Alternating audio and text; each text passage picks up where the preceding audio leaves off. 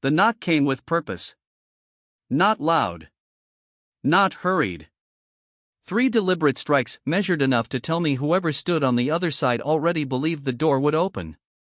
I froze mid-step, one boot still wet from the dock, coffee cooling on the kitchen counter behind me. Outside, the lake was wrapped in early morning fog, the kind that swallowed sound and bent distance. For a split second, I wondered if I'd imagined it.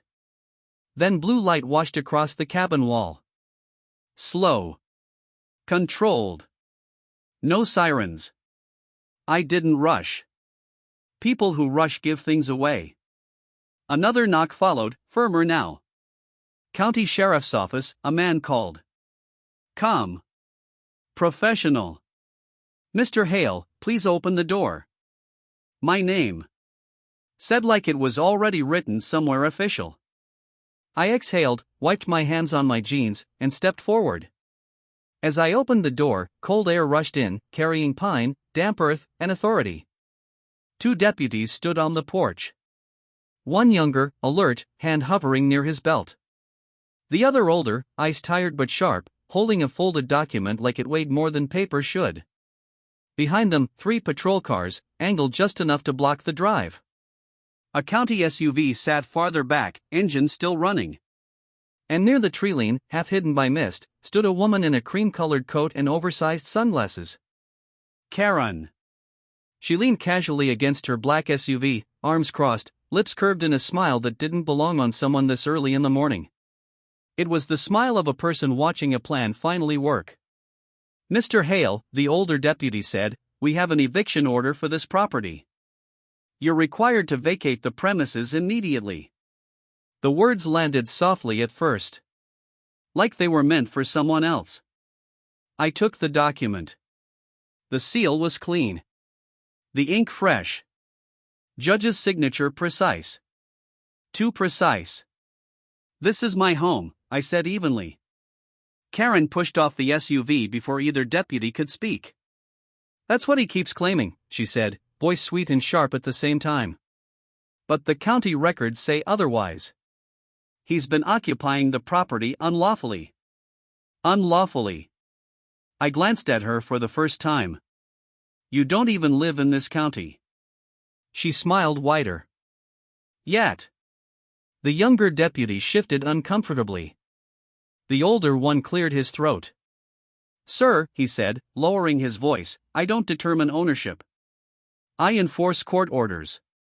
I unfolded the document fully now, scanning every line. The date. The case number.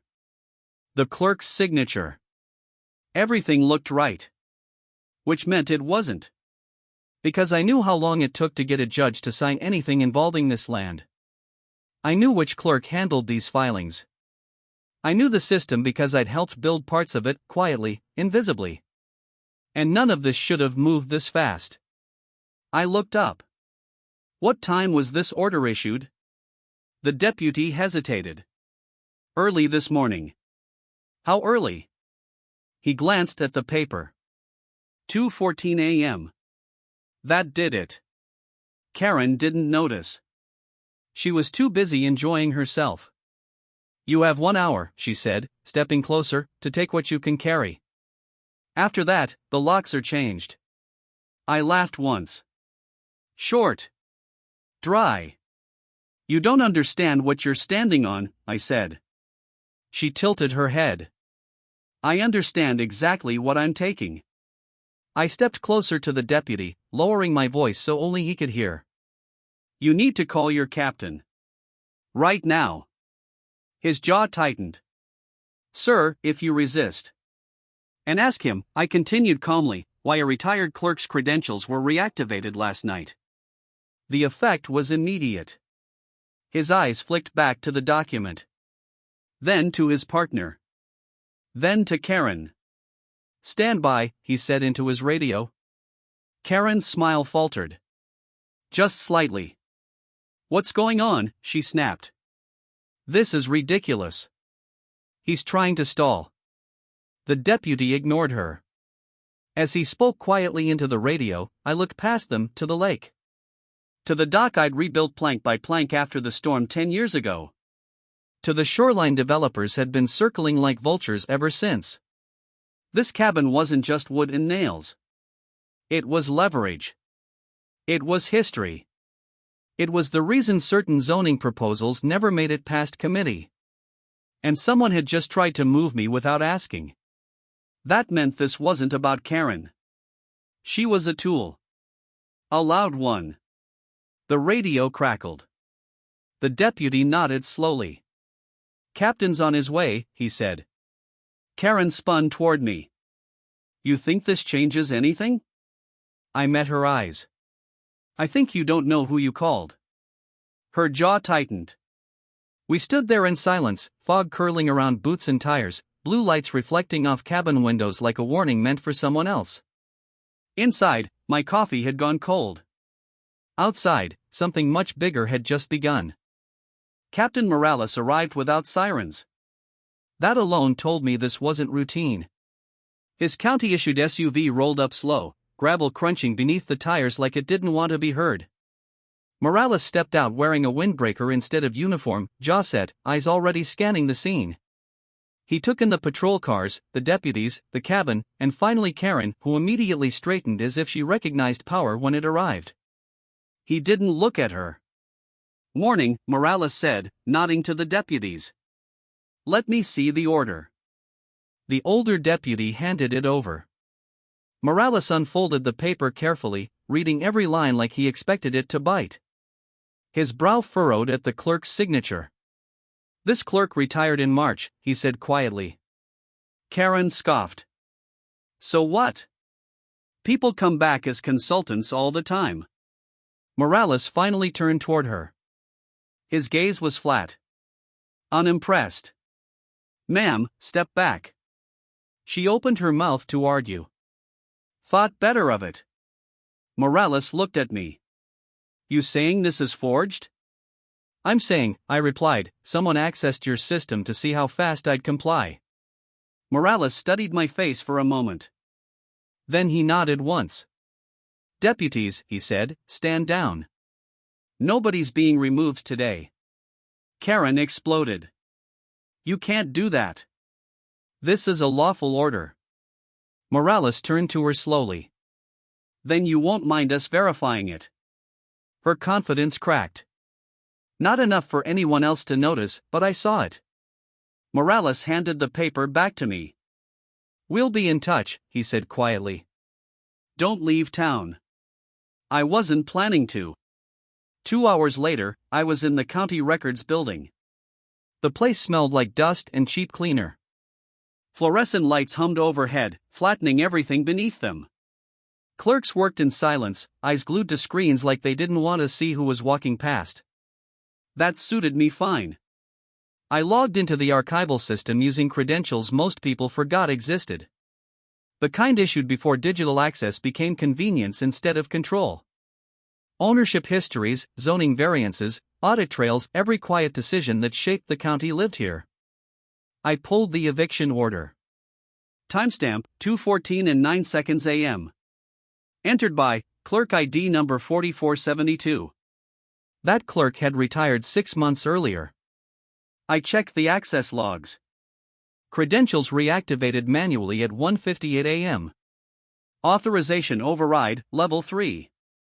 Only 3 people in the county had that clearance. None of them worked nights. I pulled security footage from the clerk's office. The feed glitched at exactly 2 a.m., jumping forward 30 seconds, then looping. Someone had planned this. Not sloppily. Not emotionally. Professionally. I leaned back in my chair, letting the pieces settle. Karen hadn't orchestrated this. She didn't have the reach.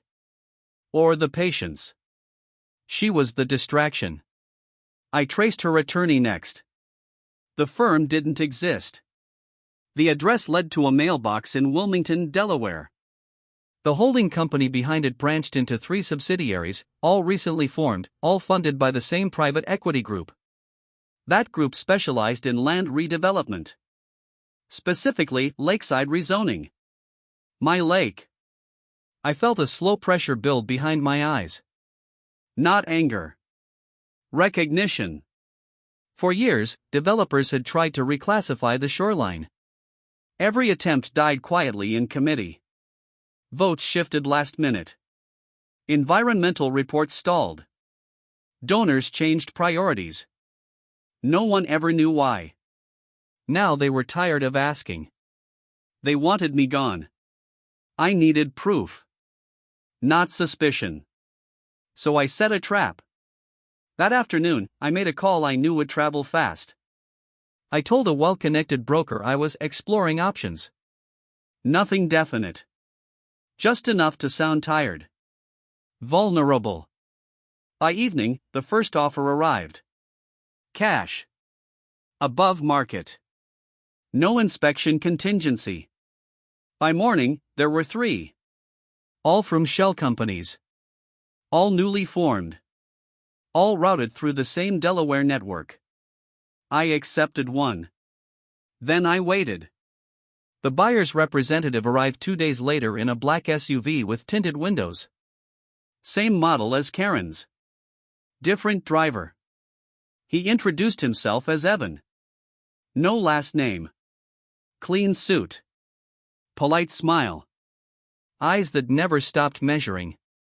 I hear you're ready to move on, he said, extending a hand. Depends who's asking, I replied, shaking it. He laughed softly. Fair enough. We walked the property together. He admired the view too much. Asked about zoning casually, like it was just curiosity. I answered carefully. Truth wrapped in indifference. As he spoke, I watched his reflection in the cabin window. Not once did he look at the lake without calculating. When he left, I followed at a distance. He didn't drive far. Just into town. Just to a restaurant near the courthouse. Inside, he met with someone I recognized immediately. Langford. Former state compliance officer. Quiet resignation. Lucrative consulting work afterward. Now it made sense. This wasn't a land grab. It was a pressure test. And I just confirmed who was pushing. The question wasn't whether they'd try again. It was how hard. And whether they'd learned who they were dealing with. I headed back to the cabin as dusk settled over the lake.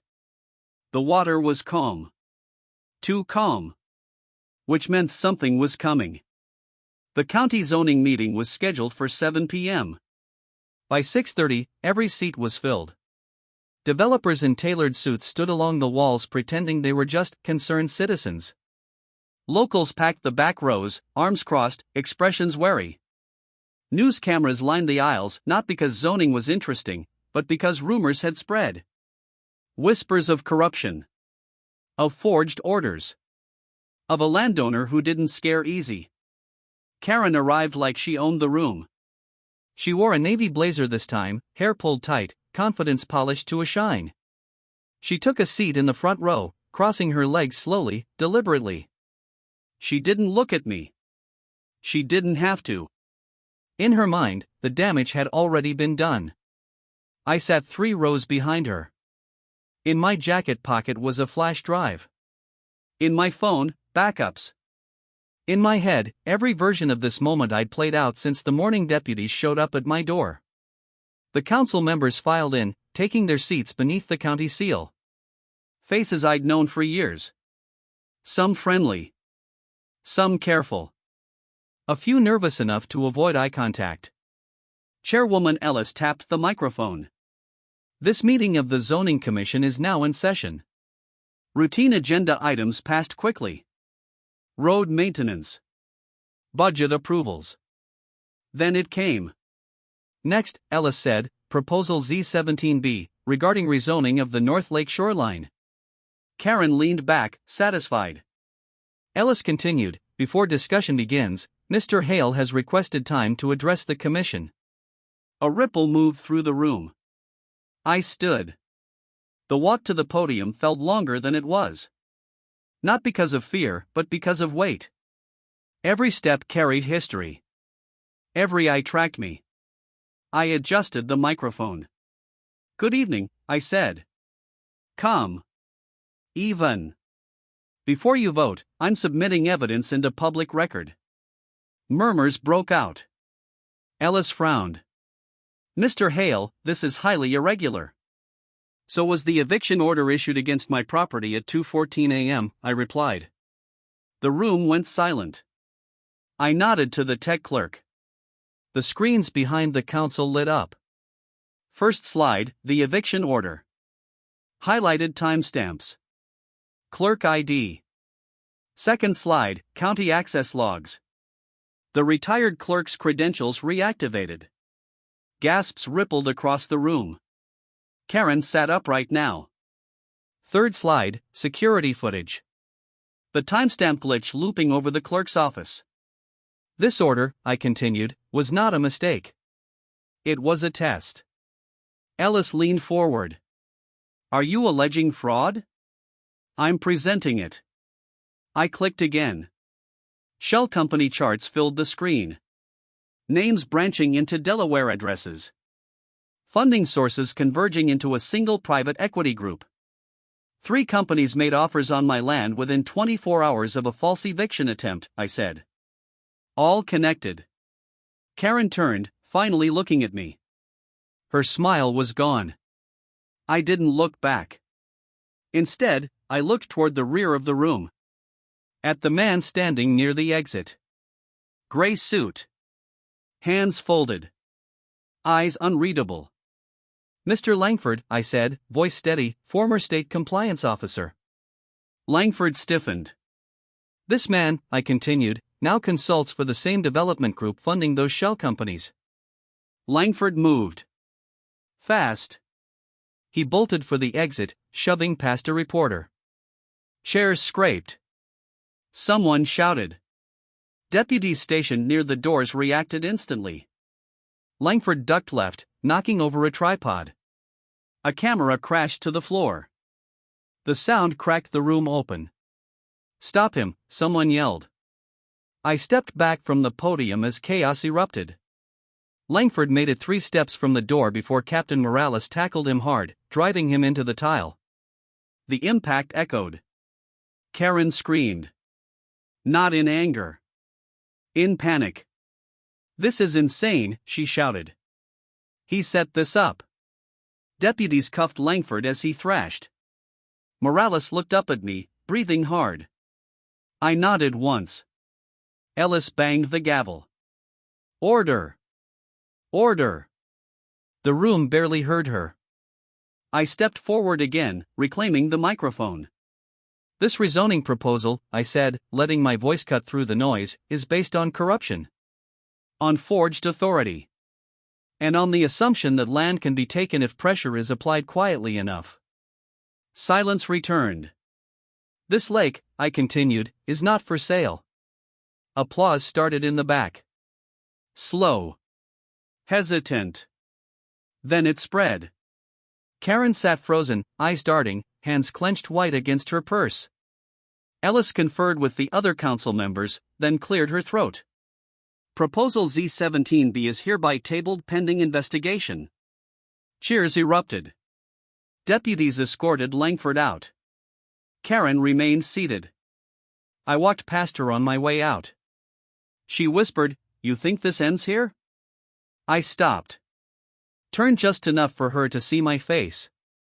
"No," I said quietly. "But now you understand who you were standing in front of." Outside, night air hit my lungs like release. The lake lay dark beyond the building, unseen but present. The pressure test was over. They'd learned. Now came the consequences. Morning came slowly, the kind of pale light that feels tentative over the lake. The fog lingered like a question, curling low over the water and around the trees. I walked the cabin's perimeter, hands in my pockets, boots crunching against gravel that had been in place for decades. Everything looked calm. Too calm. Karen had disappeared. Not a trace. No car, no belongings, no messages. Just an empty chair by the porch she had once claimed she owned. The local media briefly mentioned her mysterious retreat before moving on to safer headlines. Nobody dared ask what really happened in the zoning meeting, because the documents, the evidence, the security footage, it was already public, already irreversible. Langford had talked. Just enough. Enough to implicate other officials. Enough to burn a few carefully constructed careers. But not everything. Some truths he kept in pockets, in whisper agreements, in files no one would find unless they knew exactly where to look. And I did. That was why I could walk past the cabin's windows and watch sunlight bleed across the dock without a tremor. Captain Morales visited once. Not in uniform. No badge. Just him, his expression a combination of relief and unease. He didn't shake my hand. Didn't need to. You could have burned the whole system down, he said quietly, eyes scanning the lake as if expecting someone to appear from the fog. Still need it, I replied. Come. He exhaled. Hesitated. Langford said something before he lawyered up. Something cryptic. I raised an eyebrow.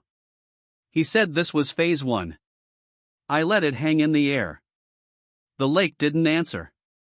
The trees didn't rustle in warning. The sun didn't lean closer. But somewhere, something waited. Watching. Calculating. I returned to my cabin. The kitchen smelled faintly of coffee, the last mug still sitting on the counter, cold but intact.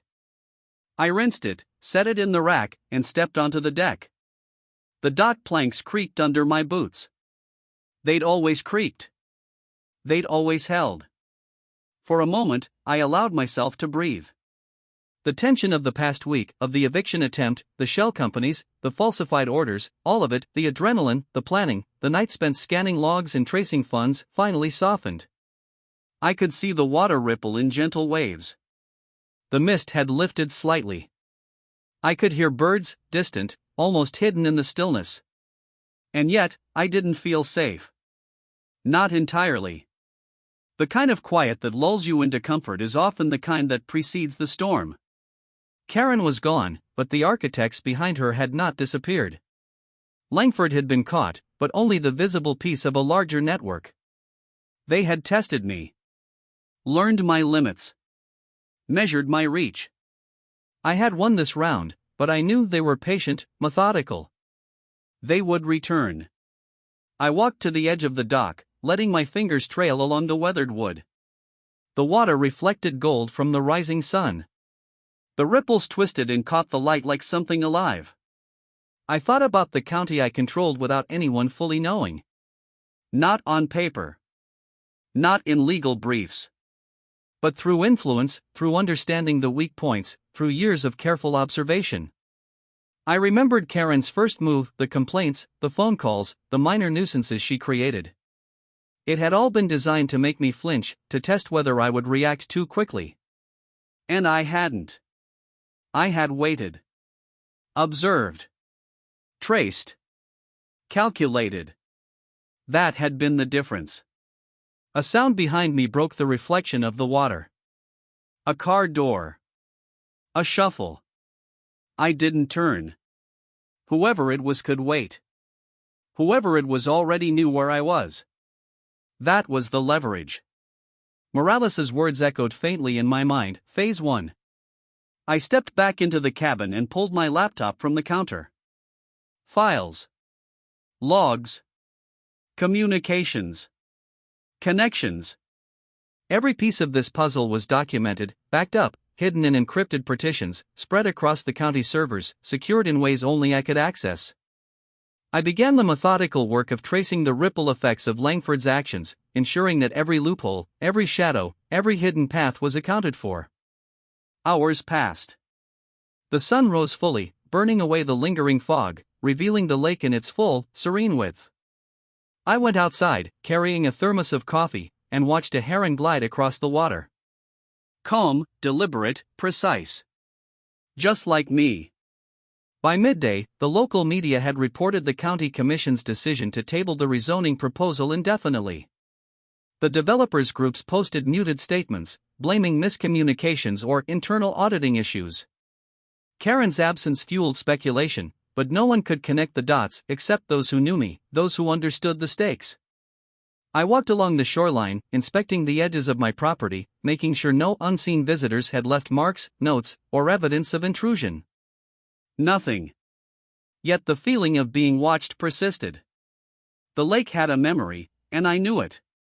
Not the water itself, but the people who coveted it. The ones willing to bend the law, forge documents, manipulate systems, all for profit. That evening, I sat on the porch, legs drawn up, watching the sun sink behind the trees. The wind whispered through the pines, carrying scents of damp earth and distant fires. I thought about Langford, about Karen, about the forces that had tested me. And I realized this wasn't over. It never would be completely over. They were patient. They were smart. And now they knew exactly how far I would go. The lake shimmered as the last light faded, and I heard a faint hum, an unfamiliar sound, almost imperceptible, but enough to make me shift. Somewhere beyond the tree line, someone was moving. Not close, not threatening in the immediate sense. But present. Watching. Measuring. Calculating. I lit a small fire in the cabin's stone fireplace. The flames danced across the logs, throwing shadows against the walls. I poured a cup of coffee and stared into the fire. The warmth calmed me, but the awareness of eyes in the dark outside kept my senses sharp. I allowed a slow smile. Not of victory. Not of relief. But of readiness. I had survived the first wave. I had exposed the lie, unmasked the puppeteers, and reclaimed control. But I had also learned the rules of the game I was now fully engaged in. Phase 1 had ended. But the war, quiet, patient, insidious, was still ahead. I finished my coffee, set the cup aside, and opened my laptop again. Files to review. Connections to trace. Vulnerabilities to anticipate. The lake, the county, the land, all mine in ways few could understand, yet always at risk from those bold enough to test me again. Night settled fully, the water now black and reflective, stars glimmering above. I stepped onto the dock once more, scanning the horizon. The mist was returning. Shadows along the tree line hinted at movement, even if nothing solid appeared. A reminder, I was not alone. And I would not be caught unprepared. The wind whispered again through the pines, and I allowed myself one thought, one acknowledgement: whoever orchestrated Phase 1 knew me now. They had seen my limits, my patience, my strategy. They would return. And when they did, the lake would witness what happens when patience meets preparation. I turned back toward the cabin. The fire inside burned steadily, the room warm and safe, but the lake remained a mirror to the uncertainty outside. I closed the laptop, stood at the porch railing, and whispered to the darkness, Phase 1 is done. But I'm ready for the rest.